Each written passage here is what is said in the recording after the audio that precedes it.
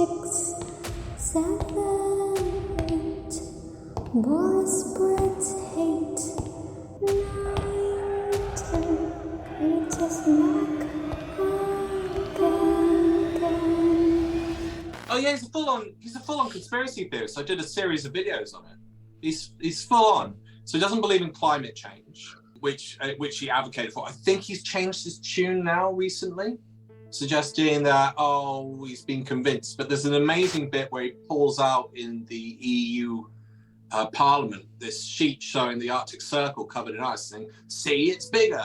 And then if you go into the detail and you listen to the NASA descriptions of what he's showing, they're going, yeah, it's wider, but it's not as thick. But Farage worked for a company a few years ago that promoted like reforestation and stuff like that. Yeah, I think Farage is the ultimate weather vane, isn't he? He'll blow whichever way the right wing wind is blowing, and they all take massive dollops of influence from the American right. I mean, this whole thing about drag queen readings that's suddenly becoming a big thing in the UK with the patriotic right, they're all kind of campaigning against them. I noticed that that's been going on in America for many, many months further down the line. And I think what Farage does is he's a plagiarist. He's the Cliff to the Donald Trump's Elvis. He's kind of but he's taking the same material, doing the same thing, and people think it's original, but it really isn't. Yeah. And on the climate change thing, I kind of view him as one of these, like, not so much climate change deniers, but what I call climate change, it'll be finers. And you just know that if, say in 80 years, well, he won't be around in 80 years' time, but if he was, and mankind has managed to alleviate the worst aspects of climate change, he'll be there going, see, it was fine. We didn't need to worry, despite the fact that would have been achieved, people working tirelessly to counteract people like him. It's like Mark Carney with Brexit. Mark Carney tried to undo, before Brexit happened, he tried to put in place at the Bank of England as many measures as possible to mitigate the damage of Brexit. And then because at the beginning it wasn't as bad as we thought it would be, the Brexiteers are of course claiming some sort of, see, it wasn't bad. Yeah, because we knew that it was important to put some measures in place to mitigate against it. Well, that's the same thing with the Y2K bug back in 2000, isn't it? And everybody poured huge amounts of effort into making sure that the computer systems around the world didn't crash when Y2K kicked in. It worked. And so everybody then went, that was a waste of time. And you see the same thing with the vaccine, the anti-vax logic.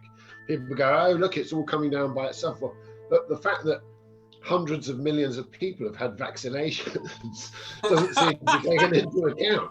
It's all cured itself. No, it hasn't. The science and the vaccinations, and so whenever risk is mitigated, these people say, there wasn't a problem, which is, it's like driving around and never using your insurance. A very peculiar state of mind. We are so gonna get like the X-Files theme tune starting this all off, and we'll have a big I want to believe.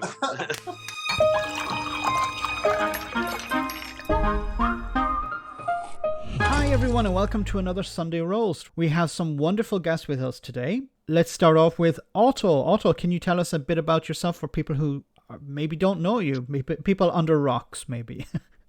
So, well, the most important thing about me is my name isn't Otto English. I'm really called Andrew Scott. So there's a conspiracy for you. I'm a journalist, and I wrote a book 2 years ago called Fake History, and I write for Byline Times, Politico, written for the New Statesman, and I'm a sort of omnipresence on Twitter, making a fool of myself. Fantastic. Simon, can you tell us about yourself and your channel?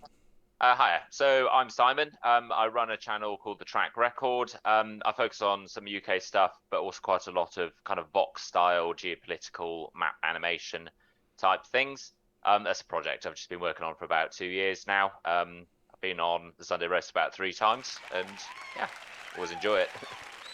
Great. Thanks. Alex, can you tell us about people who may be new to the show? Hi, I'm Alex, also known as Political X. I run a YouTube channel. I'm a historian and author and try to be an all-round fair and diplomatic nice guy. But my magnificent co-host, Max. Hi everyone, my name is Max. I run the Robespierre channel where we talk about British politics and Brexit in particular. And maybe we can start off on Brexit. Otto, can you tell us, how is Brexit going at the moment?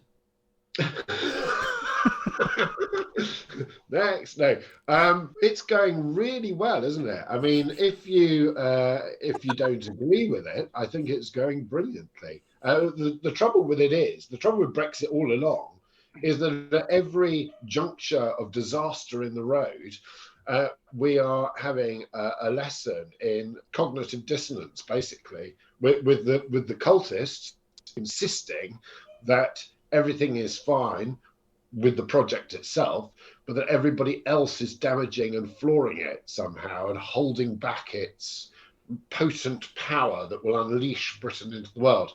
I genuinely thought back in 2016 and certainly by 2020 that we would have moved on from that. But I think we're now in territory where that denial will go on forever. I think people will forever, Brexit itself has become akin to a sort of religion for the diehards. And I don't think they'll ever shift it. They will never stop believing in this glorious project. Meanwhile, the rest of us are dragged along with it. And, with all it entails. We've got the second slowest growing economy in the G20. I think we're just below, I think Russia is just below us. Our global power seeps away with a little bit more with every week. And you've got this bizarre political party which has destroyed itself on the back of this ludicrous, insane project, still somehow trotting forward and sort of trying to deny reality. Well, Brexit does eat its children, no? Brexit has definitely eaten its children. I think it's also destroyed the Conservative Party. I mean, that's going to be the thing that history will look back on, because I think any future, the next administration, if it is Labour, they will navigate a path through. They will make an agreement. And though I don't see us rejoining the EU at any decade soon, I do think some arrangement will be made to navigate us going forward through with our relationship with the EU, a bespoke agreement of some sort. But all of the chaos that was predicted, all of the chaos also, incidentally, which was written off as Project Fear. Whenever anybody raised a perfectly legitimate point back in 2016, such as what's going to happen with Northern Ireland, Project Fear, what's going to happen given that we import 50% of our fruit and veg from the rest of the world. Project Fear. I've never seen such utter tosh in my entire life. Unlike these civil servants sitting in Whitehall, I spent 20 years in international trade, buying and selling goods and shipping them all over the world. And the idea, given there are over 100 ports in the United Kingdom, that even if there was a problem at Dover, there'd be food shortages, is complete and utter rubbish. It's Project Fear, Mark II. It should be utterly, completely, totally disregarded. Now we see all of those Project Fear things coming true. It wasn't Project Fear, it was perfectly rational thought. And this is what upsets me largely about Brexit. Rational thinking, logic, and the sort of political science was all chucked out of the window in pursuit of this balmy nationalist project, which was always going to be a disaster. It was always going to go wrong, and it continues to go wrong. Simon, what's your take? Yeah, I mean, that was pretty all-encompassing. I mean, but the first video I ever did on my channel was about, I believe that we will gravitate slowly over a long period of time to a Switzerland-style arrangement. Now, I don't think there will ever be we're back in the single market moment. I think it will be sort of piecemeal. And, I was listening to Keir Starmer being interviewed on the Newsagents podcast the other day, and, he was sort of saying, well, I'm going to sort of be striking a new deal with the European Union, so that we can sort of kind of have shared, sort of regulatory, alignment, and I think Emily Maitlis is like, what? So almost like a member of some shared market, perhaps. No, not that, not the single market, but a shared relationship. It's like, and yeah, so I do think that gradually the dogma will fade away over the next 30 years because just younger generations won't care about it as much, and and we will just slowly move to a closer relationship. Is the way I see it going. Alex? Max? Cross swords. Well, I mean, look at the Northern Ireland deal. You've got to look at the detail in that. The head of the DUP came out this week and suggested that it would be easier to send sausages into Ireland and then Northern Ireland than it is to have them just sent directly from Liverpool. And you're like, if that is true, this deal has literally done nothing. Like, there are still checks on the green lanes, which is being ignored. And then the newspapers have come out and said this is brilliant, as if it's over. But if the DUP are hacked off, I can't see that working. And see, there's a huge hole in this whole process as well. So they need 30 MLAs. The DUP currently have 25. So they need to bring people in from the EUP and the TUV. There's only one guy in the TUV, so they still wouldn't have enough. So they need to convince other MLAs to join this. But let's say they do, they have enough to trigger this. But then it goes to somebody who will decide if this is valid, and we don't know who that somebody is yet. It could be the Secretary of State, it could be the UK government. We don't know.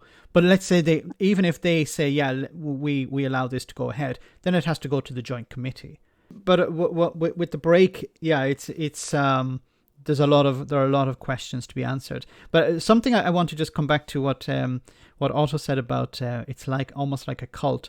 It's when I look at Brexit, and I was talking to Alex about this yesterday. It's generally when we're looking for is Brexit a problem, or is it are there benefits to Brexit? We generally look at the evidence, and then the evidence leads us to a conclusion. But the problem I have with Brexiteers is that they start off with the idea that Brexit is a success, and then they look for something that backs that up. Instead of actually following the evidence, okay, let's look at GDP, let's look at trade, let's look at freedom of movement, let's look at all of these things, and then come to a conclusion. And I think this is a huge problem with the discussion around Brexit. Is on the one side you have people who are, I believe, truly want to understand whether it has been a success or not, or whether this aspect of Brexit is good for the UK or not. And on the other side you have basically a religion where they start off with the position that Brexit is good. Now let me look for something to back that up. And it's I mean, there's the famous book, isn't there, where When Prophecy Fails by Leon Festinger, written in the 1950s. I don't know if you're familiar with that. He was basically researching a cult called the Seekers that were in Chicago in 1954. They believed they were communicating with a planet called the planet Clarion through a process of psychic writing.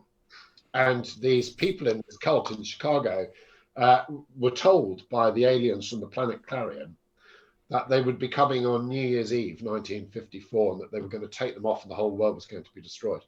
What is unique and fascinating about that cult is that they were all educated middle-class people. They were not sort of roving lunatics in tinfoil hats. And they managed to lull themselves collectively into believing that this alien spaceship was going to come and was going to take them away. They gave up their jobs, they left marriages, they sold their possessions. I mean, the most extraordinary story. And then on Christmas Eve, 1954, they all gathered outside this woman called Dorothy's house and waited for the aliens to come.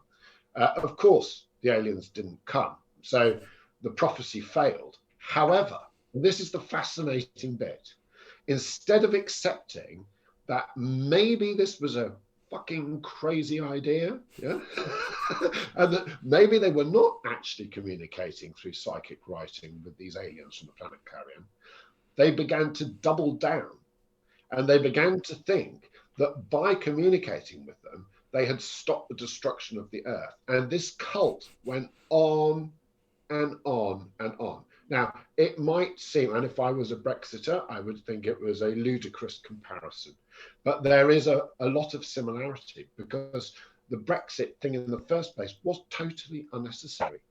It was totally unnecessary. And they created a sort of psychodrama around the EU that didn't exist. And then they sought to resolve a problem that didn't really exist. And now they're claiming that it's not the fault of the prophecy, it is the fault of everything else. It's the doubters. In that group, the seekers, they had a real problem with the doubters, the people who didn't believe, the naysayers. And you see the same thing. You see the sort of demonization of Remainers and people like that. Remainers aren't, I don't really like the term Remainers, particularly since we've now left the EU, so there are no Remainers. But apart from anything else, it was just people trying to point out that it was all bonkers. Yeah, I mean, I was just going to say, I think the thing is, I mean, everybody in this conversation uses things like, you were saying sort of GDP, trade figures, that kind of stuff to base our opinion. I think the thing is, and it's not fundamentally wrong, it's just different to how we view it, is that Brexiters use fundamentally different metrics. They might say, some Brexiters might say, I know it'll cost us, but actually, I think sovereignty trumps that. I'm willing to lose my freedom of movement and lose, 4% off the economy if it means that we can decide our own rules, which I don't know. I think that's an odd way of doing it. And I think the other thing is I think it's an argument that can only be maintained for so long.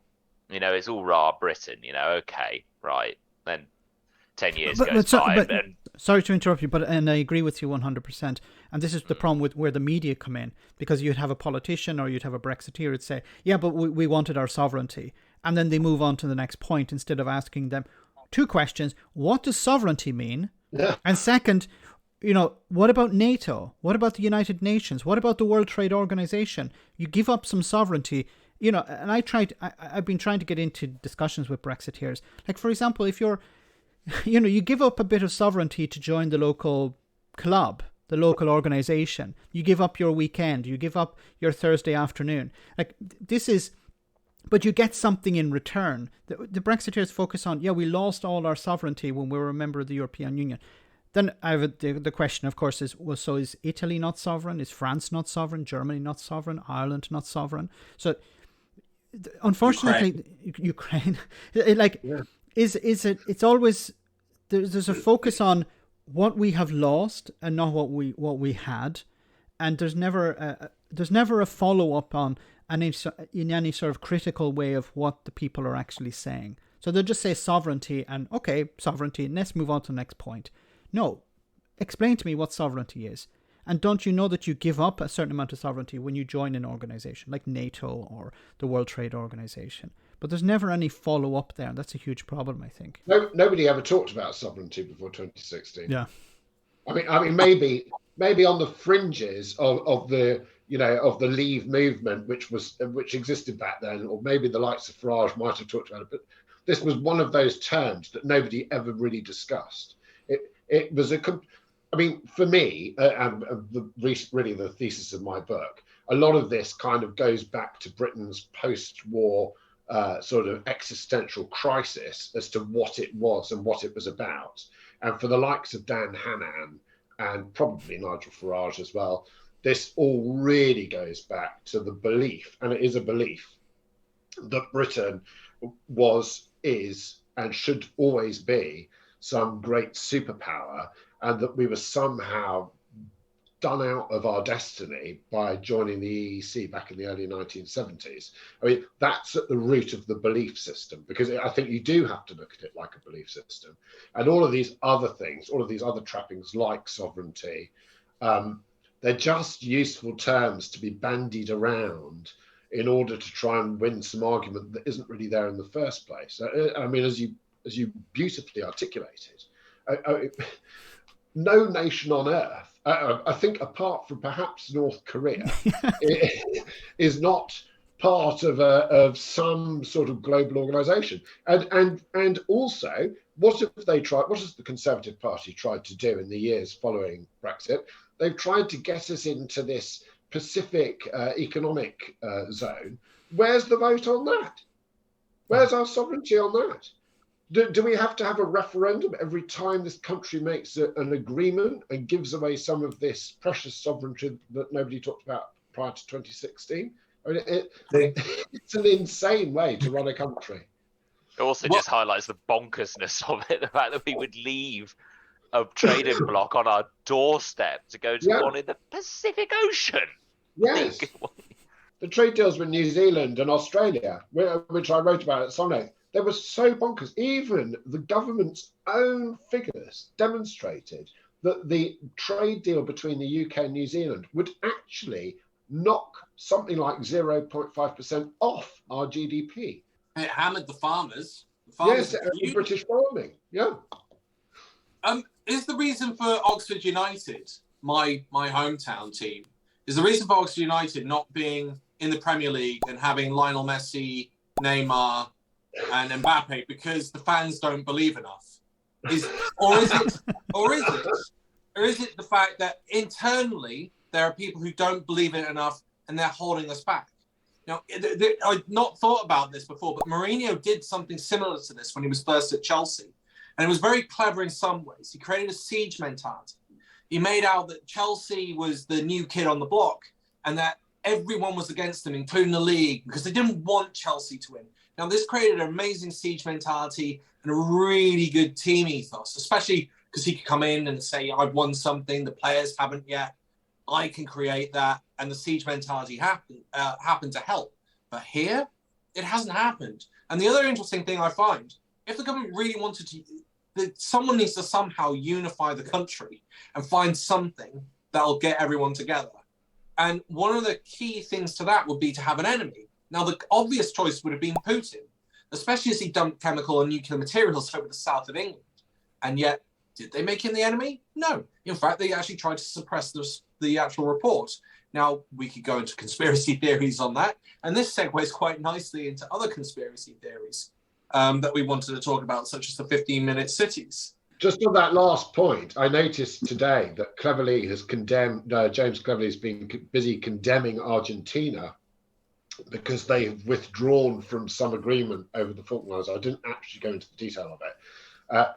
Argentina has elections coming up in October, a general election. And so once again, the Argentinians are playing the old game of, toy with the Malvinas and all that kind of stuff. But it also, talking about a common enemy,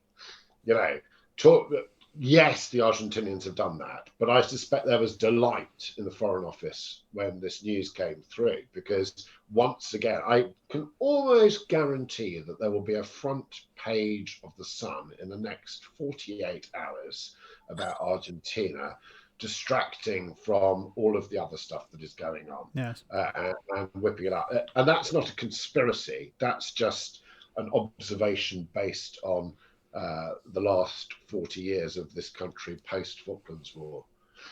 There's definitely a huge amount of animosity. I mean, there's a huge amount of animosity between us and just about everywhere in the world. I mean, most football or cricket or rugby games that you get involved in, there'll be an extra special thing if the English are turning up to have a game. And Argentina is definitely going to use that as a vaulting point. And maybe they'll also be doing what Putin did and going, well, Britain's looking weak right now. Let's consider exploiting it again. As well as in a very interesting position. I mean, you were talking about Asia. I've been saying now for the last 4 or 5 weeks, I think China and Russia will probably collapse in the next 10 to 25 years for a variety of reasons I won't go into. Argentina, interestingly, is in a very powerful position.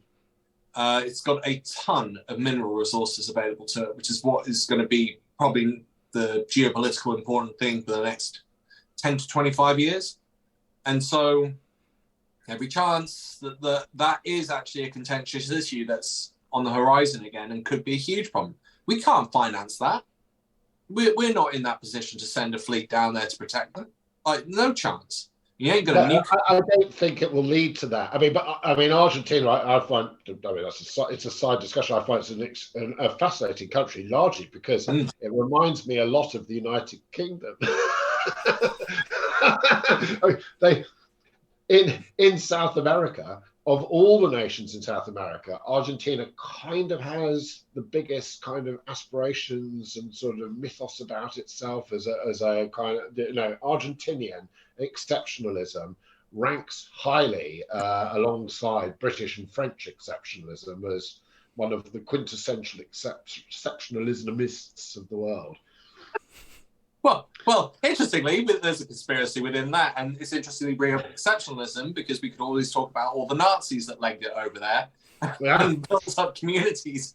Yeah. I've just been writing about Che Guevara for my next book, actually, and all of Argentina has become a source of some fascination. But anyway, let's move along. So we talk about these 15-minute cities then. Andrew, if you'd like to bring us in on that. Yeah. So I don't know if everybody is familiar with the 15-minute city conspiracy theory, let's call it. Let's talk about what really happened first of all. As nations move towards reducing CO2 and things like that, cities are trying to be at the forefront of reducing traffic pollution and putting calming measures. So here in London, we've had the LTNs, what are they called? Lower traffic neighbourhoods, I think that stands for, but they basically blocked off roads to stop people doing rat runs and cut throughs and that kind of stuff.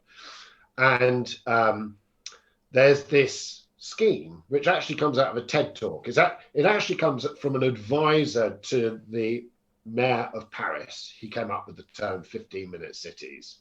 And the idea of a 15-minute city is that you have everything within 15 minutes of people in cities.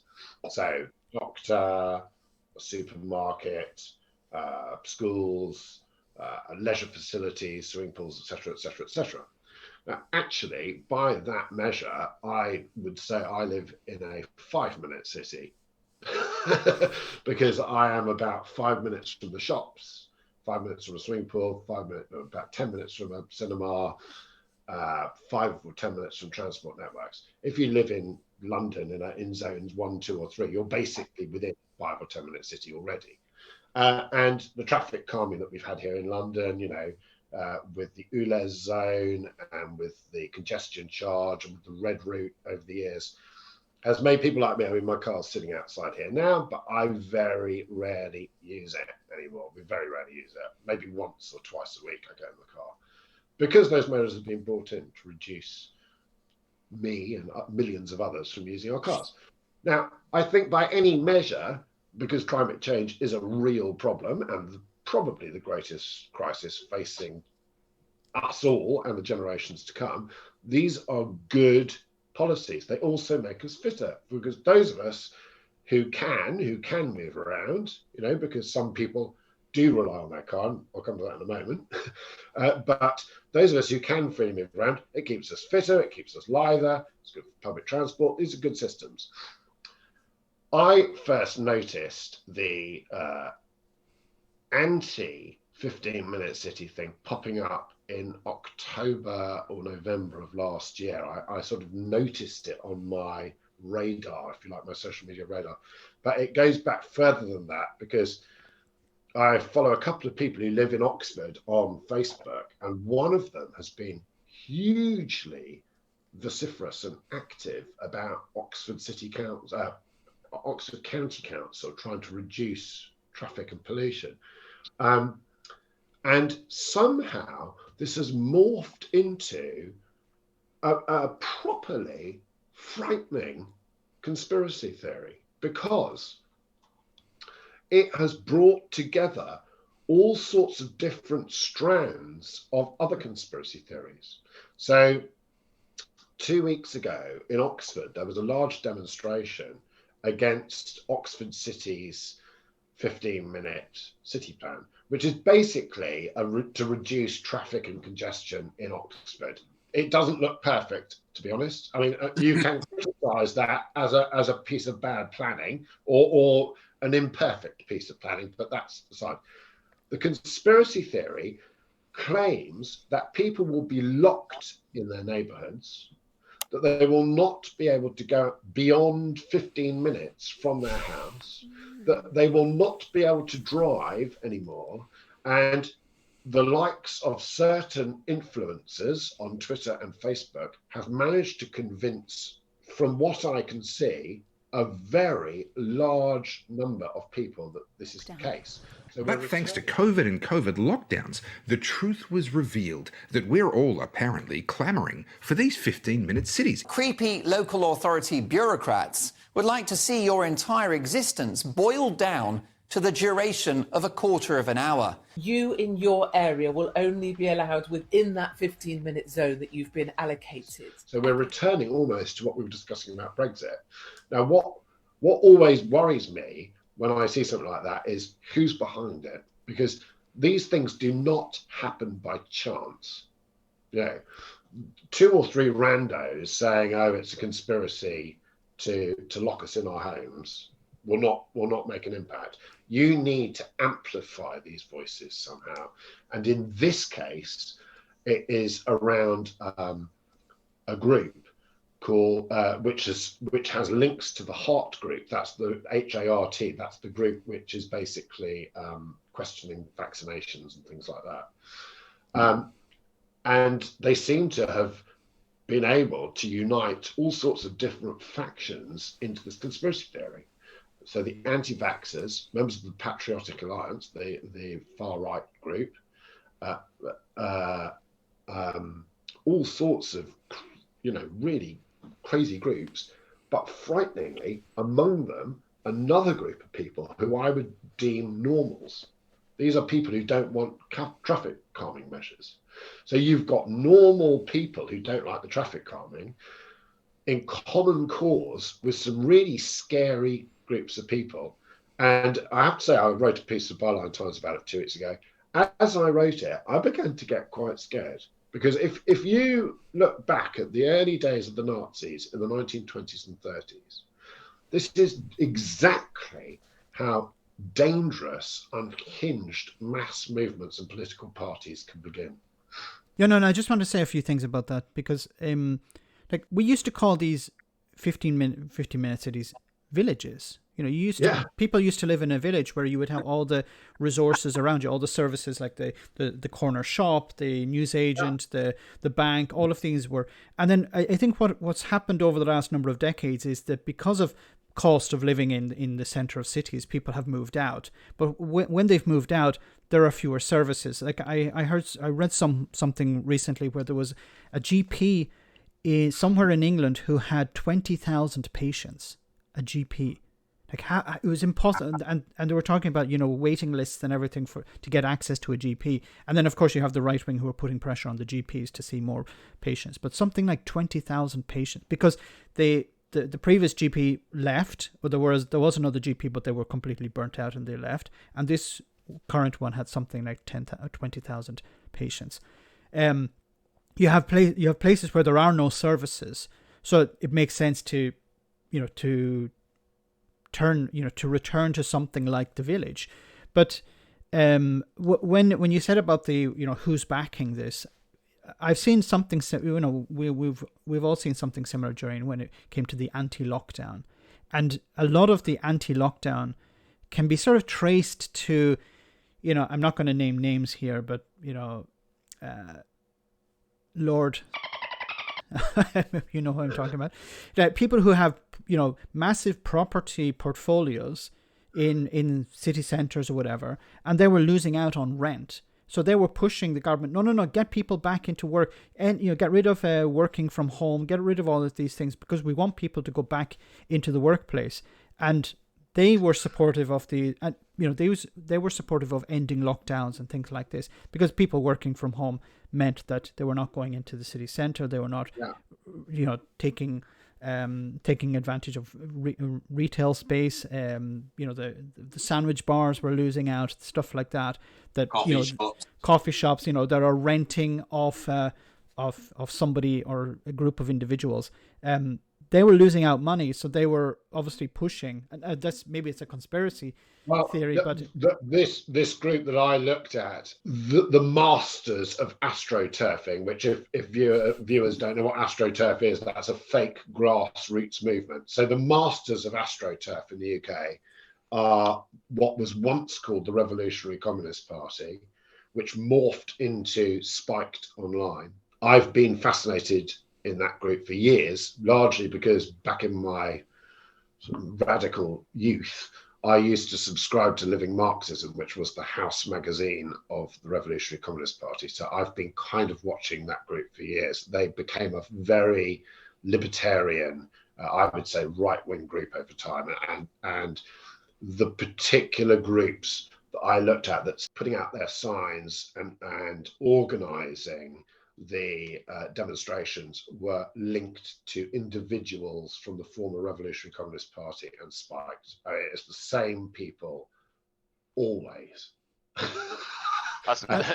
and it's always them that's complaining about it, like when they're interviewed on TV. And they get onto TV. They have people in the House of Lords. One of their people was an advisor to Boris Johnson. Now, when I talk about this, I can guarantee that if any of them see this, I will have them flooding into my Twitter en masse, calling me a conspiracy theorist, because they get very upset when you point out that they're organising these things. They get very angry indeed. But I'm not saying that they are solely involved, but their footprint is definitely in the mud of it all. Yeah.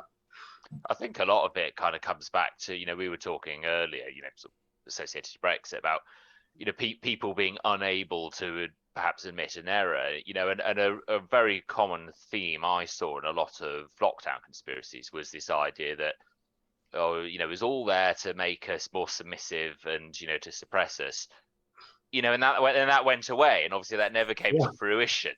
So, but that kind of mentality stays on. So it's, this 15-minute city thing is a new target for that kind of thinking, I think. That's absolutely it. It's definitely linked to a lockdown psychology, because people go, oh, look what they did during lockdown. They're now going to try and suppress it. So you say, well, why would they do that? Why are they trying to keep us in our 15 minutes? You don't understand or something. So they can harvest adrenochrome out of us to feed to their lizard overlords. Yeah. I'm still waiting for my vaccine to pick up Wi-Fi. I think it's still not working. I'm really disappointed. You've not turned magnetic yet. The magnets are working, but the Wi-Fi no. Sorry, Alex. I did some research into why they think, or what this would be, this sort of like device that would be injected into you. The battery that would be required is gigantic. Nothing exists on that level to be able to keep it going around the body. But then that's what the 5G's for. The 5G's for to power the microchip. Yeah. Tesla at his worst. Yeah. But the other thing is, China is trying to implement something like this. It's got a social program where they can take credits away from you if your behavior isn't to their liking. But they can't even enforce it, because the processing power and the storage of information that you would need is beyond possibility. There's no way you can store and house and maintain that level of information. Nothing exists that would allow you to do that. And the cost and the expense of doing it at present would outweigh any benefit that you'd have on society. You'd almost bankrupt yourself in terms of processing and computer power that you'd need. But the same people who are complaining have no problem walking around with a mobile phone in their pocket. Or a smartwatch, or general tech. I mean, what information in particular are you talking about? Because, I mean, for instance, we know with Cambridge Analytica that, social media companies amass colossal amounts of data on people. So I'm talking about being able to take that data, process it, and then maintain and control those people in an effective way. And we're talking billions of people. We're not talking like Cambridge Analytica can take your data, but it's only minimal amounts of data, and they can then make that data, they can use that data to process and how to influence you. Now that is an actual problem, influencing people, but there's also countermeasures to that. So Finland isn't very susceptible to that. And one of the reasons we believe that Finland isn't is because it has a very good education system and it encourages critical thinking. Whereas over in the UK, I would probably argue within a few subjects, history, they do encourage critical thinking, but a lot of other subjects, it's just sort of regurgitate information. And so one of the things I would say that if you really wanted to counter that is to have a decent education system. But that's also a foundation for resolving a lot of the issues with Brexit. But, you know, obviously we're not going to sidetrack back onto that topic of conversation. So, I mean, it depends on what you want, but they don't want to trap people. I also looked at the Oxford plan. What they're really saying is you can go into the city for 100 times a year by car. In your car. In your car. But they've given exceptions to blue badge holders, so that's the disabled, and they've given exceptions to businesses. So if you register as a business, which is very easy to do, you are then given some level of exemption. But the other thing is, and it's not mentioned anywhere that I've seen when people are analysing this, if you go to the park and ride, it'll take you you can jump on a bus and go into the city centre. So not saying you can't come in. What they're saying is, can you use the park and ride, which we want you to use, so you don't pollute the city? Now, I'm old enough to remember at the age of 3 or 5, my dad had asthma, and we used to be able to drive through Oxford. Now, one of the things you won't hear the conspiracy theorists tell you is that actually Oxford is in a U-shaped valley. The smog, unless the wind direction is coming in a certain way, that smog will retain inside the city, and it actually causes people with asthma to have asthma attacks, or at least it used to. And I would assume still today that it can still have that effect if there's little wind, and we've experienced that in the past. So I'm going, right, what they should be really focusing on is making sure there's a decent public service system to get people around the town. And what I would have probably advocated for if we were going to do it in Oxford, because you can't, the roads are designed in a medieval layout. They're not modernized cities. So they're not designed for cars. I would have actually suggested they develop a subway system, and it goes from the park and rides into the city centre, and maybe develop stops from around that, and it bypasses all the traffic, because that's the big problem with Oxford. You can easily get stuck in a traffic jam for over, you know, if you're trying to get out the city centre south, you could be in a traffic jam for over an hour, going at like small steps, because the city isn't designed for it. And that's the big debate and argument. But the council haven't done that, and it sounds like people are hacked off because the council have forced it through. But the conspiracy theory stuff, I mean, it's nuts. It's actually quicker in Oxford to get around by bike, and I appreciate that's not possible for everyone. Like, people have got limitations, but that's actually the easiest and quickest way to get around Oxford is a bike. And that's, again, something they should be pushing. But again, do people want to do that, or do they want convenience to go, you know, drive 5 minutes down to the shop and get?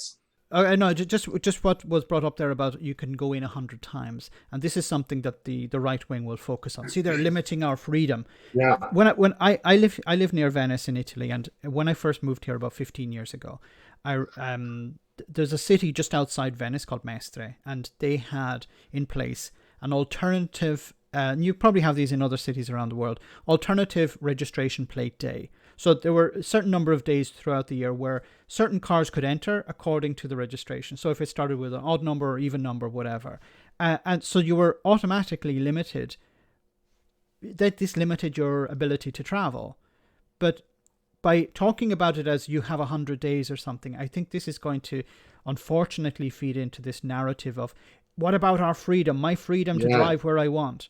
I've attended a couple of council meetings on this, and I've gone, okay, so you've got your right to drive and your right to freedom. What about my right to have working lungs and not have pollution rammed down my throat? Where's my right in that? And when you bring that, when I brought it up in council meetings, everyone seems a bit like shocked, as if it's like a new thing.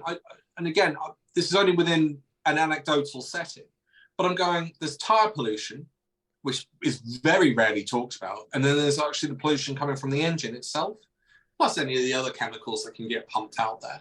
And people never really talk about that. And like, well, why can I not demand that my lungs are clean of crap? Like, are you going to pay me to damage my lungs in compensation for you to drive a car? Hell no. You're not going to pay me anything for that because you think it's a right. But I'll say one last thing.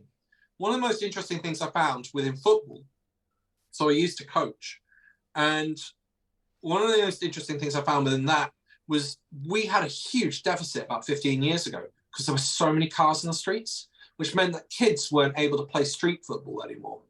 And we then had to figure out ways within the FA to try and resolve this and get more playing time for kids. and we had to be quite ingenious about that. What about their right to be able to play street football, which you can't do, because if you hit one car, because they're all parked out in the street, I'm sure all of us may have experienced this at some point, you'll probably be chased by some very angry person. They're pretty fun. You think of all the years that the world had leaded petrol. So we had leaded petrol from the 1920s until the 1980s. In fact, the last country to stop using leaded petrol, again, and I might be wrong here, was a country called North Korea about 10 years ago, but even they have now stopped using it. Leaded petrol. Brexiteer paradise. Sorry, go ahead. Yes. Leaded petrol throughout its existence was particularly in the early days, was hailed as a brilliant way to stop knocking in engines, which knocking in engines is when engines make a knocking noise. But right from the beginning, right from the moment that they introduced lead into petrol back in the early 1920s, where it was Exxon basically did it when they were called Standard Oil. Right from the moment when they introduced it, people were going, lots of people will die if you put lead in petrol. Right? Experts came out. America had a huge debate about it. They said people will die and probably people will suffer significant health problems if you put lead in petrol, because they had known, society had known for 200 years that lead would poison people, and they'd actually known anecdotally for about 2,000 years that lead poisoned people. So pumping it out into the atmosphere was a stupid, dangerous thing, and they knew it would kill people. Now, if you look at the discussions around it, lead inevitably by big corporations and the sort of forefathers of the likes of Nigel Farage, dismissing the hysterical scientists and the naysayers. And it was only in the 1970s when it was proved beyond any shadow of a doubt that lead had basically poisoned the world, that it was in tap water, it was in flowers, it was in the petals on roses. It was only then, after 50 plus years of poisoning the earth, when the science was irrefutable, that governments started trying to get rid of lead from petrol. And incredibly, when they did, in areas of high pollution, crime rates fell.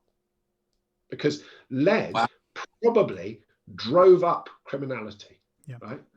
The number of serious crimes fell in polluted cities almost immediately. And the same thing happened with CFCs that put in fridges. They knew from the 1960s onwards that they had burned a fucking great hole in the ozone layer. And by 1974, they knew that that hole had been caused by CFCs in fridges and aerosol cans. And yet, again, throughout the history of CFCs, people denied it was a problem. And we will have the same with traffic pollution. I have no doubt in the years to come, when we've moved on to some grown-up method of public transport, our descendants will look back and go, what the fuck were they all thinking? Driving around in cars, causing mass pollution. And the people who denied it and tried to stop it, and the people who slowed the progress of electric vehicles and mass transport systems, what the fuck were those people thinking?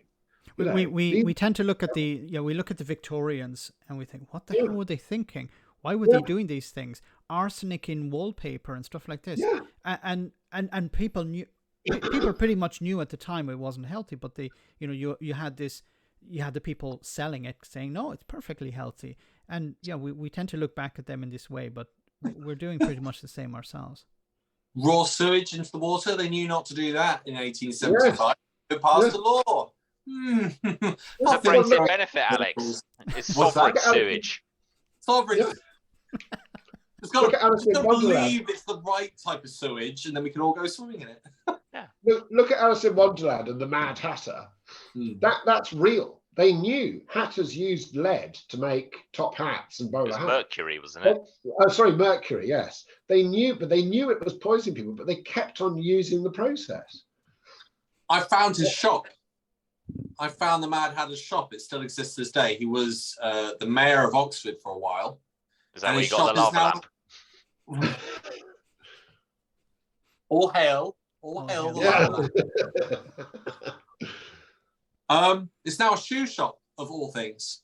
Speaking of which, and that was a nice segue from Oxford as well, because Alice Would Not Wonderland was made in Oxford. Farming. And Jeremy Clarkson, the most controversial figure in Britain, a very controversial figure in Britain, there are many, has been actually sort of ranting on his show about how much he hates Brexit and all the damage it's done to farming. And it's interesting as well because he talked about petrol. Well, this is one of the things that's causing prices to go up within the UK. So fertilizer, I think, has gone up by, I think it's doubled in price. Cattle feed's gone up in price. And then obviously if fuel goes up, that means the price of the tractor and maintaining and running the tractor that does a lot of the work has also caused prices to go up. And I've even heard pork farmers claim that, one, they can't sell their pigs.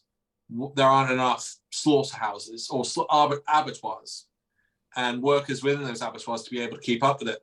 But they're now finding that the pork in Europe is cheaper by about, I think, 50 or 30 pence a cut.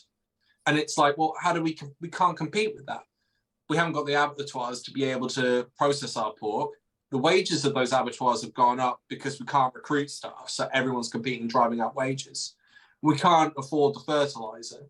And then on top of that, the subsidies that were repeatedly promised to all of those farmers have now gone. One of the key reasons why they might have voted to remain is the subsidies they currently receive from the EU. Can the UK government, and can you confirm that they will receive the same amount of money from the UK government as they currently do from the EU? Yeah. Did I just hear this morning that you would guarantee farmers would get exactly the same amount of payments that you already That's what we're saying. That's what George Eustace, the farming minister, has said. No government in its right mind is going to want to take away any support from farming. We will guarantee the support for UK farming at its current level, 100%. This government has provided a greater degree of certainty on future support for farming than any government in the EU, let alone elsewhere in the world. The government may be big on ambition, but farmers say money and detail right now are in short supply. There's a lot of vagueness in those announcements. We don't know what they're going to pay for, how much they're going to pay. You know, so what system am I going to be in a year's time, in 2 years' time, in 5 years' time? There's so much detail to be worked out. Post-Brexit then, yep. Farmers, you better off or worse off? Worse off. Now, it's also an interesting segue because Clarkson's farm is in Oxfordshire as well. There you go. That's a good. I should have segued on that, shouldn't I? What are your thoughts on this? I mean, Simon, what are your thoughts on all this happening within farming with all that detail I've given you? Well, I mean, I think, you talk about Europe, kind of links back to something else we were talking about earlier, which is these Australian trade deals. It's, the Australian and possible future New Zealand trade deal.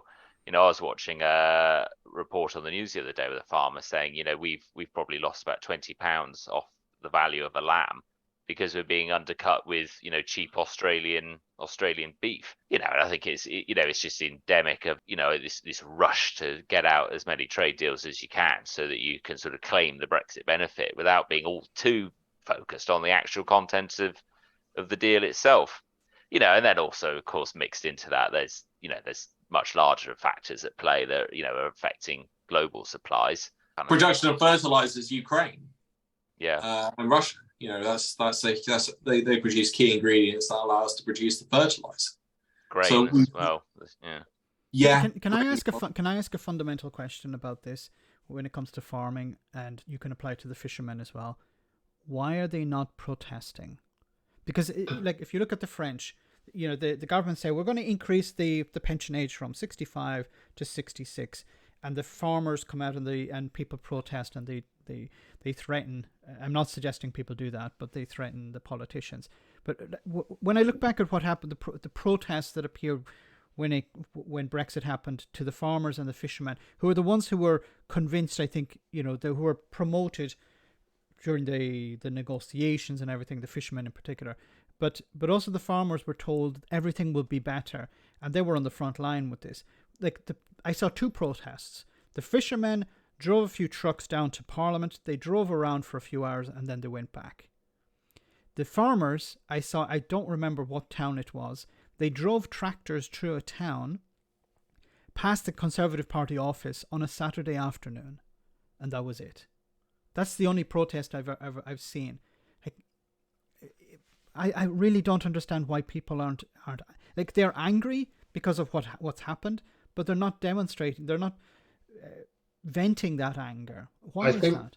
I think we think of farming as like, you know, one guy with his tractor in a field and whatever, but a lot of the business in British farming is sort of mass production, you know, like big hen farms and poultry and things like that. The business is bigger than just that. It's all the other people it employs. So is very off-brand, but a very old friend of mine actually owns or used to own actually a huge poultry farm that mass-produced chicken cuts and chickens, you know, for big supermarkets. That friend of mine has been a conservative, or was a conservative, his entire life. So from the age of 18, I suspect he even probably joined the party age 19. He is no longer a member of the Conservative Party.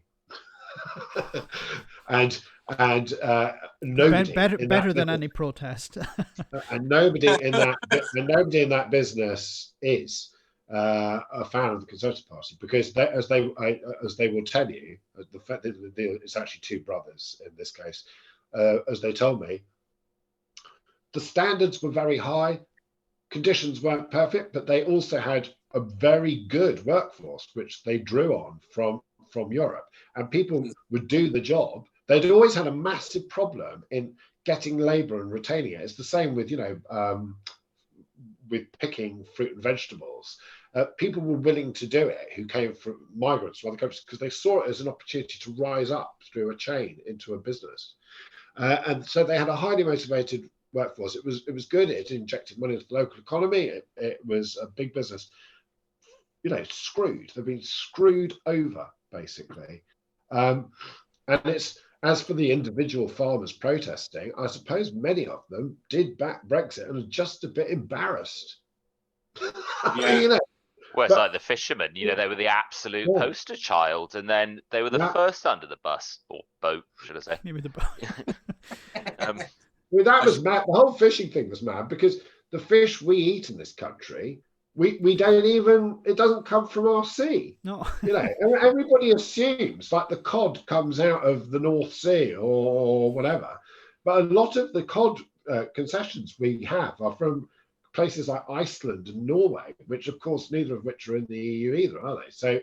So the whole, that was all a complete con. The idea that you could just pull endless amounts of fish out of the sea suddenly, and that fishing was going to take over from other industries, was always a nonsense. You know, all of fishing in the UK contributed roughly the same amount to GDP as Harrods in Knightsbridge. That's my favourite Brexit statistic. My favourite, and I don't know if it's true, but somebody said the fishing industry is as big as the lawnmower industry in Britain. Yes, I would even suspect the lawnmower industry was slightly larger. Now, I did fact check that Knightsbridge, Harrods, adding to GDP story, and I think Harrods contributed slightly more. So just for the sake of accuracy, Harrods contributed slightly more than fishing, and that's all fishing. That's processing and all of it. That's crazy. Yeah, that's really crazy. That's a great fact. That's a factoid. It is a great fact. Yeah, that's what we should do. We should do a factoid of the week for our little segment, because that's a cracker. That's disturbing though as well, and it's really sad. Let's face it. They got sold down the river by excellent propaganda, and I guess in many ways it comes back to what we were saying earlier about the media. The media is easy to influence, you don't necessarily need to have all this information about individual citizens to be able to get that level of control. I mean, 80% of the UK media is run by 3 people, and I always hear people go, "Oh, but they can't control it." It's like, well, they don't have to directly control it. They just get the editor that they want, and the editor does the controlling. And then they can go off and do whatever else they want in terms of business. And so it also feeds into the broader media. This is a very critical point. So Fox News in America is not actually watched by that many people, but the Fox agenda is spread much like a virus, very wide. And this is why I'm particularly obsessed with people like GB News.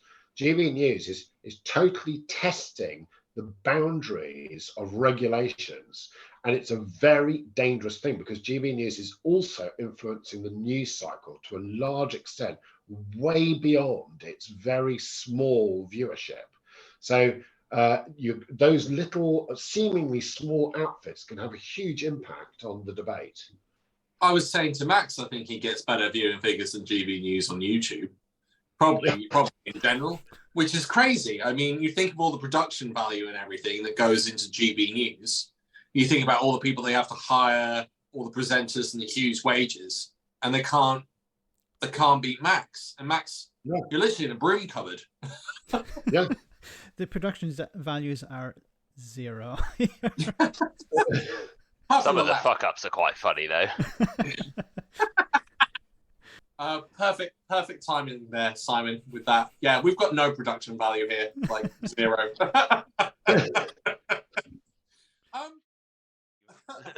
Yeah. What are those? What are the things that you're meant to hold up if you're like Beyonce? I've seen Jay-Z do stuff like this, and they're all like, yeah conspiracy, would new world order. We also have a thing. All hail the lava lamp.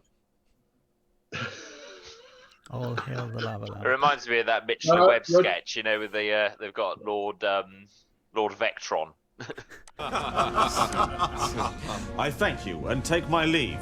For Vectron. For Vectron!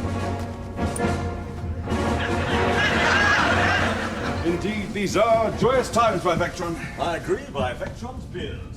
Excellent. Chancellor. Yes. Who's Vectron? What? This Vectron we all keep mentioning. Who is he? Don't you know by Vectron? No. You see, about 3 weeks ago I was ill. So one Thursday I was away, and then when I came back on the Friday morning, it was all Vectron, and no one's really explained. Just 3 weeks ago? But Vectron is eternal. He is the end, the beginning, the circle. Honestly, Steve, none of us had ever said the word Vectron in our lives until I took that day off. Maybe. You seen that one? It seems to be working and probably creating some sort of cult, we think. I had a lava lamp and my bulb blew out, and I spent about 2 weeks. That's the most boring story I've ever told in my life. I had a lava lamp and I loved it, and the bulb blew out and you couldn't get a replacement. So that was it, dead lava lamp. Oh no! We can't have it here and stuff like that. It's just, One day the bulb will die and you will experience that problem.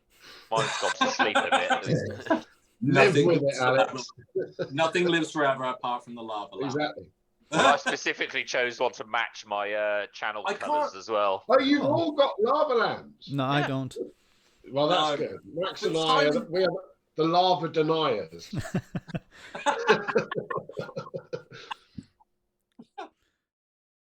doesn't. I have children and a wife who's still in bed after a late night out. If she wanders in, I will do a kind of like that. So. It'd be like that viral video of the BBC News correspondent. Yeah, my children are fine because they're both nearly adults, but it's my wife who's a bit of a loose cannon this one. We will see what happens. All right. I love how you're giving a signal, and again, conspiracy theorists are just going to go nuts. Okay. Right, on that note, we're out. Thank you so much. Thank you so much. Thank you. Bye-bye.